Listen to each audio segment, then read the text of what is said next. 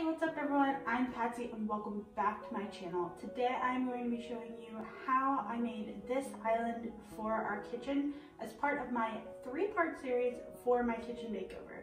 So let's get into the video.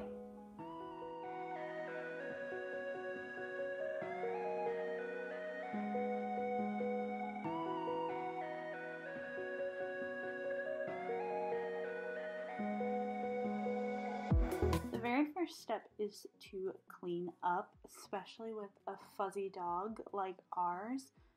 Just want to clean thoroughly and make sure that there's nothing under this island for all eternity or until it moves. I then moved on to measuring, and whenever you're measuring the island space, you want to make sure to open everything and make sure that you have room to move and live, and that the island is not just going to be a thing that's in your way whenever you're trying to move around your kitchen, or if you have somebody else that's going to be in the kitchen with you at any time, you want to make sure that they're not bumping into the island and you all have adequate space to move.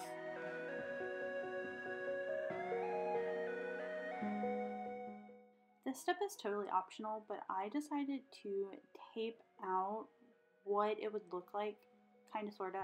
I only did an L, and I was pretty confident after I did the L that I knew the size that I wanted to go with.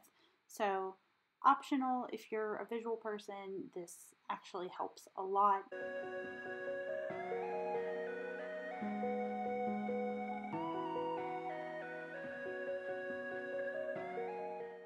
I purchased this cabinet base from Lowe's. It was just a pre-built cabinet ready to finish, and I tried it in a couple of different directions. I tried it both diagonally and straight, and I really could not decide which way I liked better. Diagonally did cover up the entire diamond shape on the floor, which was ideal for me. However, I needed to call in reinforcements because I wasn't 100% sure which way looked better to me.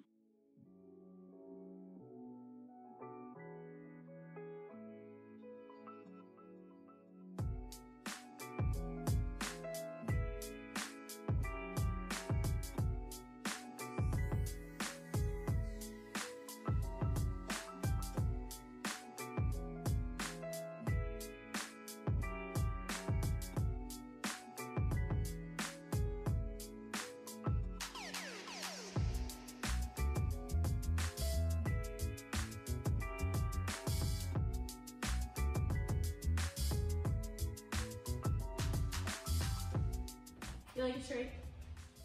Yeah, I like it straightforward. Julie, what's your thoughts? Interesting. Okay. He's got no opinions. Okay. I'll do it straight then. What do you think, buddy? What do you think? Yeah?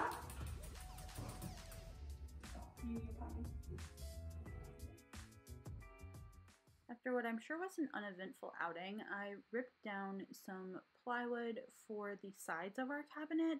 I ripped it with my circular saw first, and then I straightened everything with my table saw after. I didn't have much waste here, just a little, because my lines were crooked whenever I cut.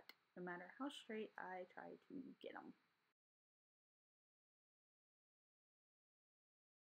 After I cut everything to size, I did have a little bit of tear out, so I went in with some wood putty to just fill those gaps and make it smooth so that there wasn't any major flaw whenever looking at the island itself.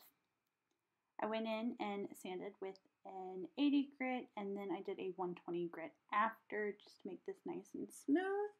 And once everything was sanded, I took a damp rag and just got rid of all of the sand debris, sawdust, dust, all of the things before moving on to priming.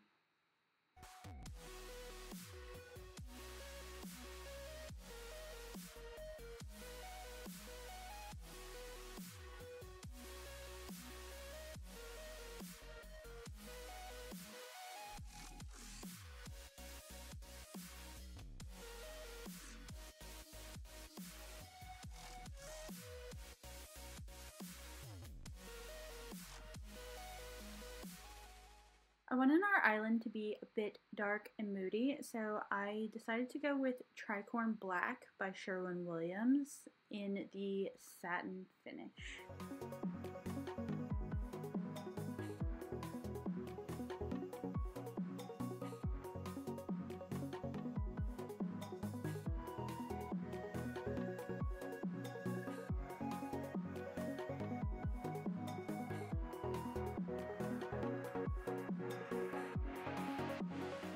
Let's take a moment to briefly chat about two of the things that I did wrong, so that way if you decide to try to make an island, that you will not make these same mistakes.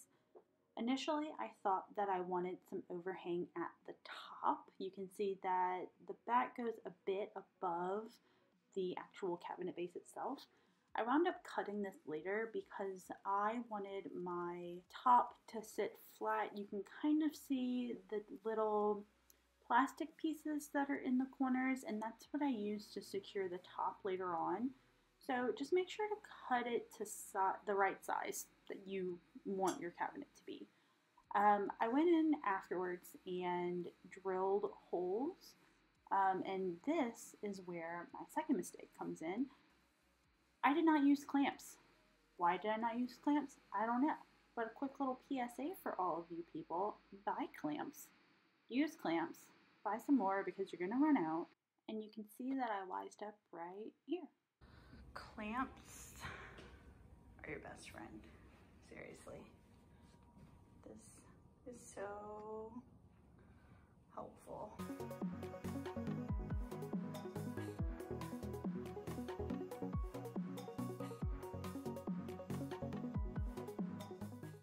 One thing to note whenever you're buying screws, make sure to get screws that will not go all the way through your plywood, but are long enough to hold on to the plywood through the base. So right here, and the screws that I showed you earlier, they went far enough to be able to grab and dig into the wood and the plywood, but they don't go all the way through.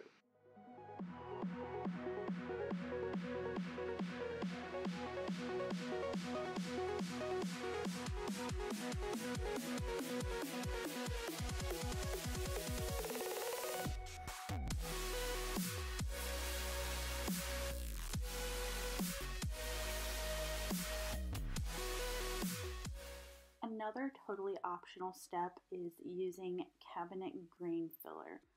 I did not use this on the plywood, but I did decide to use it on the doors.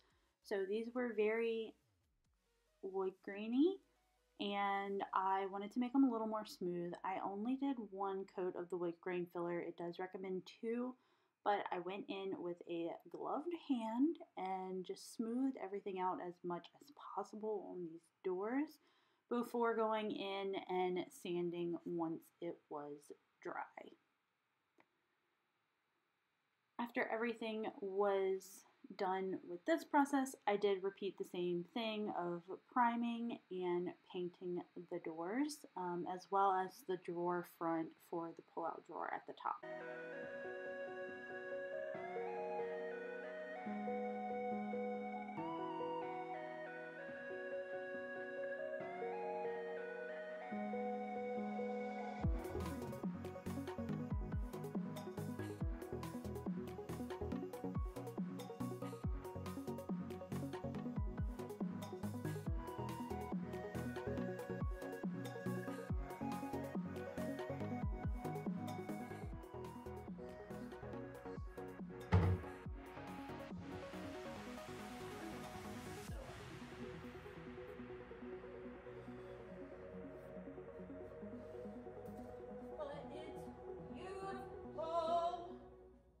Added some little like door stoppers, so that did eventually fix the unevenness of the door. But moving on to the actual top part of the island, I made this little T that you can see here out of 1x2s. I think it probably would have been better with 2x4s, but so far it's holding up and it's done very well. There has been no sinking in the actual top of my island. And this is just really for added support, so that way if you're putting heavy things on your island over time, your MDF is not sinking in, and I could be totally making that up, but that is the rationale that I decided. I added just a simple piece of MDF cut to the appropriate size that I wanted, and I was super pumped on the fact that I actually got this in place correctly the first time. So I just measured everything and made sure it was exactly the distance that I wanted to be on all sizes. I think I did 3 inches on each size, and then I did 1 inch on the front, so that way we could still grab anything out of that drawer without being a nuisance.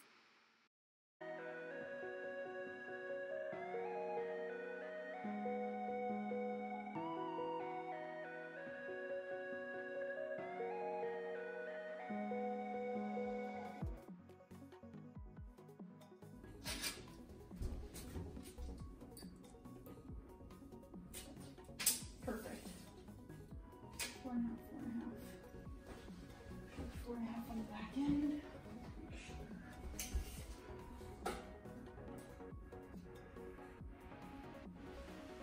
Oh man, did I get this right on my first try?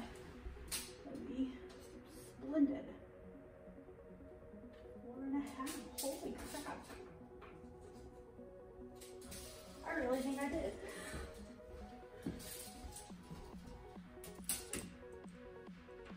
And a half a minute.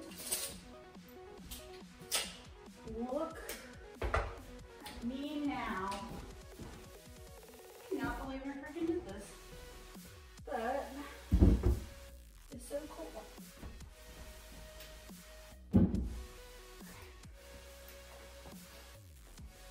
What? Alright.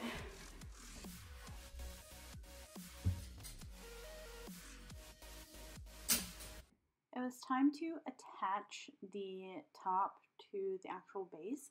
So what I did was drilled through those little plastic pieces and just directly through the hole in there and attached my screws through those holes. It did take a few tries just because the hole for the screw was very thin.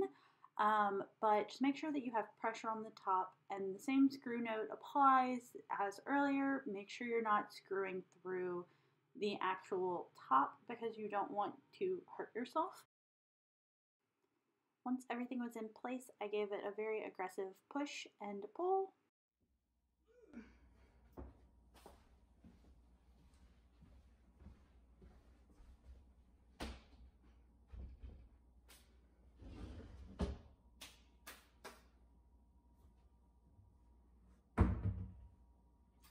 You are beautiful.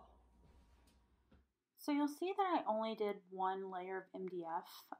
If you want a thicker countertop, you can do more.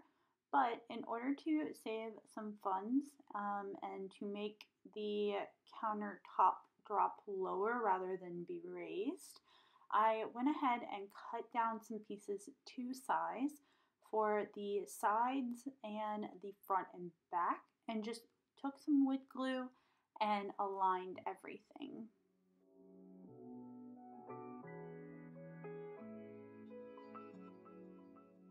So while that first piece was drying, I decided to test the front piece just to see how I wanted it. I was a little nervous with the drawer, so I realized that I had to cut a very thin piece, much thinner than what I had, and it just needed to be a lip. So I actually cut just a sliver of that piece down and glued it to the front rather than the thickness that you see here. And because I'm a heathen, I did not get any footage of me doing that, so you'll just have to take my word for it and trial and error it. Sorry.